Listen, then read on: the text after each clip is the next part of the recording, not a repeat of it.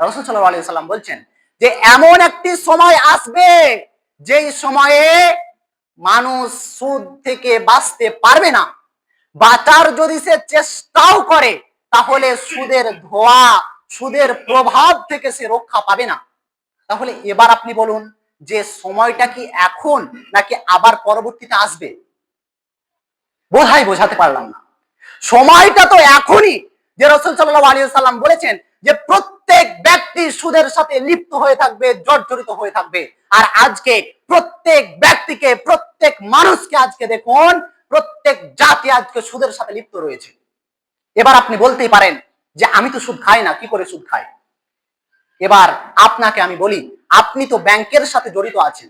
আপনি তো SBI, Indian, তারপরে যত রকমের ব্যাংক, বন্ধন ব্যাংক, তারপরে এলআইসি, যত রকমের এই ইহুদি খ্রিস্টানদের চাল, সব চালে আপনি নিমজ্জিত রয়েছেন।